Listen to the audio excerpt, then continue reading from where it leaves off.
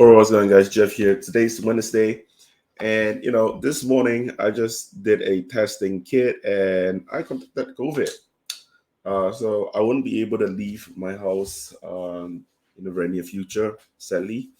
So some of my work have to stop, but you know, since I'm still talking about financial news and such, this don't have to stop. So that's great. But anyway, yesterday I went through the CPI data that actually came out where inflation went up by 8.5% year over year. And the reason why I think that this 8.5% year over year is not that scary of a report, I actually explained the whole entire thing in my video. Surprisingly, um, that actually got a lot of views, like 10 times more than usual. So I'm very, very happy about that. But anyway, let's cover some news today. All right.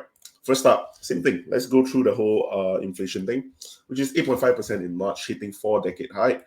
But of course, if we're talking about core inflation, it's only up 0.3% month over month, which is very, very good. Okay, so let's go through this whole thing. Last month rose at its fastest annual pace since December of 1981. So we're going back to the whole Paul Volcker era where we're talking about inflation going higher and higher. And of course, it's harder. It's getting harder and harder for us to actually reach the fastest annual pace by like 1970 and such, because Paul Volcker era, we actually hit 14% inflation year over year at some point in time. So those are actually insane numbers that I don't think that we are going to be hitting for this current inflation cycle. All right, so over here, yeah, okay, so the so-called core price index, which excludes the often volatile categories of food and energy, increased 6.5% in March from a year earlier, up from February's 6.4% rise.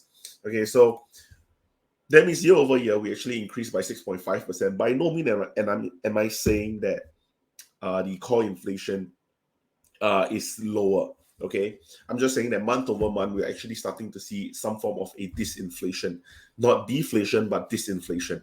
So eventually this is what we are talking about, like how we might actually form some form of a peak in inflation. And if that's the case, then concerns in the market will start to fade away a little bit. But of course, yesterday in the market, we did see the market kind of swish swash a little bit. Okay, we had good expectation. The market went up throughout the whole entire market open. Okay, the market just gradually continued to go down. But yeah, personally, I should have sold calls on such a day, but of course I didn't. So sadly, that wasn't my money to make, I guess. But anyway, let's go back to the other news, because now banks are also starting to do their earnings season, which is kind of interesting. So JP Morgan profits sink 42% in the first quarter. And this is going to be very, very integral for us to actually look into bank earnings. Okay, first of all, bank earnings actually set the tone for all the company earning that we're going to be getting for the current quarter. Okay, so for JP Morgan to have a sinking of 42% in the first quarter is definitely going to be setting the tone for the other growth companies, tech companies, flight companies, blue chip companies and such. Okay, of course, we're expecting all these banks stocks will actually go up over time, simply because if we are taking into the consideration of interest rates gradually going up as well, that means that if interest rates goes up, bank stocks would usually go up as well. But of course, right now in this current quarter, we just came up from a tapering of interest rate. It would kind of make sense for banks to actually get the brunt of the hit. But of course, over here, they are also talking about how, okay, over here, lowered Wall Street fees and higher expenses. So higher expenses, definitely they are actually talking about the expenses for transaction. But most importantly is for the wages of all these Wall Street bankers. Okay, we have to take into consideration that they have to increase their wages. They also have to increase the bonuses, checks to make sure that they actually retain all these employees of them. Okay, so the nation's biggest bank earned $8.28 billion, which is $2.63 per share, compared with a $14.3 billion or $4.50 per share a year ago. Okay, a year ago, we're talking about us actually still within the pandemic region, but starting to get out a little bit. So yeah, previously analysts was actually expecting $2.72 per share, but we only hit $2.63. So yeah, well, revenue definitely fell a little bit. And the good thing is that we're starting to get into the earnings cycle. So I think that would be quite interesting for us to actually go into as well. All right, next up, we have to look at here's how China's lockdown are rippling through the economy. Okay, China's lockdown to contain the country's worst COVID outbreak since early 2020 had battered the economy, stalling production in major cities like Shanghai, and halting spending by millions of people shut in their homes. Okay, so they're talking about commodities here. Okay, posted the sluggish commodities import in March, elevated prices due to the war in Ukraine, and tightening virus restriction took a toll on their demand. Okay, we're talking about supply chain issues due to the war. Okay, at the same time, we're talking about multiple lockdowns that's happening in Shanghai, in Shenzhen, and such, where they're actually starting to do various cities where they actually do mini lockdowns in order for them to contain the sudden virality hit on the COVID pandemic increase.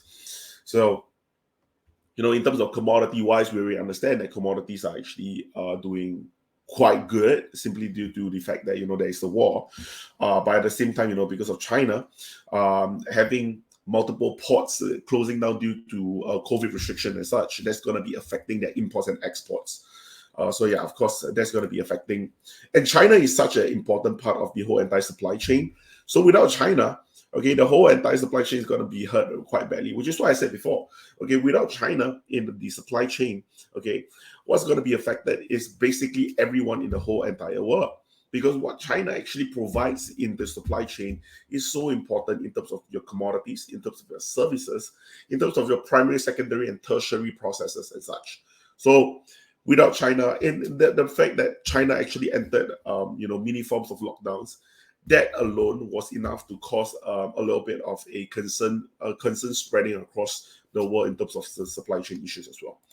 All right, so natural gas purchases were worst affected, dropping below 8 million tons to their lowest level since October 2020.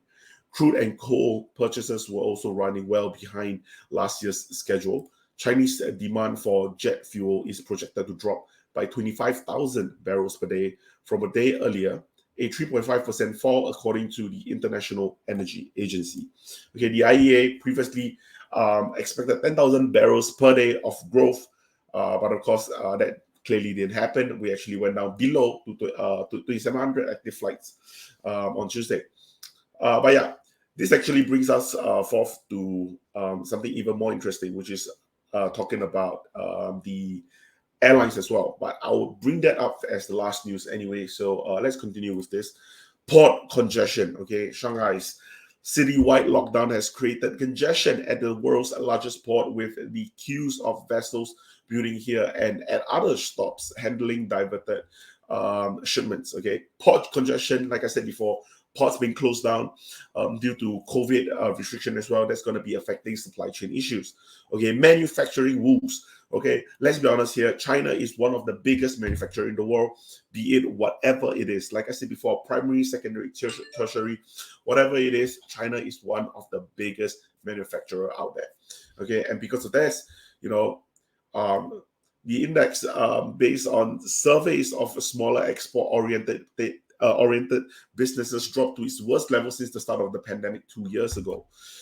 So yeah, this is actually starting to be affected due to the sudden rise in COVID cases, which is why I said before, okay, the sudden rise in COVID cases might not seem like something that's so important to a lot of people, because we're starting to live with the mindset that we are going to be living with COVID. And honestly speaking, I do think that living with COVID is definitely going to be a thing. But at the same time, we cannot forego the possibility that, China is still going to be very, very stressed over this whole situation for the COVID uptick in cases and such. And because of that, that's going to be affecting China progression and how they, the production output that they actually do as a whole country. Okay, so shrinking manufacturing. Okay, so tech disrupted. This is also a huge thing, because as much as I said before that China deal with the primary and secondary, they also deal with tertiary side of things. And for the tertiary side of things, they are actually talking about tech companies. And because of how China is also a big player in the semiconductor sphere. Okay, over here, most major tech manufacturer from the TSM, yeah, of course, Foxconn, which is the iPhone maker, all of them actually having to freeze their operation in the early days of Shanghai's outbreak. Many have since resumed after setting up closed loop system. But at the same time, iPhone, basically because of this sudden close down for Foxconn, iPhone have to actually go out to search for other manufacturer as well. This is going to be affecting, this is why they are calling this a tech disruption for China as well. Because if iPhone is going to be searching for different manufacturer, of course, Foxconn's revenue in the future is definitely going to be a little bit on the downside, because Apple have the right to diversify their manufacturing as well. Okay, for TSM, which is Taiwan Semiconductor Manufacturing Co., same thing for them. Okay, be it anyone who needs the semiconductor, they can actually look for other companies who do the semiconductors as well. So yeah, there's going to be a lot more, but let's move on to the Delta Airlines that I thought that was quite interesting. Okay, so Delta forecasts a quarterly profit as travelers keep flying despite higher fares, helping offset surging fuel costs. This is something that I actually didn't really put a lot of thought into, because at the start I actually thought that like just tech companies in general are going to be getting the worst brunt of things, especially for the inflationary risk and such. But I did not think about airline companies, because airline companies, okay, first of all, due to the pandemic, okay, the pandemic is going to destroy them completely, because no one's going to be flying. No one can fly and no one will fly. Okay, so afterwards, after the pandemic, they actually got hit by a Russian-Ukraine war, which actually put a lot of pressure on oil prices, which also then inevitably hit the airline companies again, because even though pandemic fears are starting to lift off a little bit, people are starting to want to fly again, fuel prices are still going up again. And from that point of view, all these airline companies, be it your Delta Air, your Spirit Air, your American Air, whatever it is, they have to kind of offset the cost by all these fuel prices by actually pushing it over to the consumers. And of course, we are actually quite lucky that the consumers are still very, very willing to actually spend money to fly with, be your Delta, your Spirit, and such. But at the same time, we have to also take into consideration that airline companies got it quite bad. Okay, from 2020 all the way till now, it has been 2 years, and they have not even caught a break yet. Okay, from people not flying to fuel prices going up, I just thought that it's actually quite crazy. I did not really take that into consideration at the start. But it's good that now that despite having higher fares, even for airline fares, it actually went up 10% for the month-over-month inflation data that we had for airlines. Okay, Delta expects an adjusted pre-tax profit in the second quarter. The forecast capacity is at 84% of 2019 levels, which is all right. We are starting to see some form of a recovery coming into it. The fuel bill rose 6% from 2019 to 2.09 billion, even though its capacity was down 17%.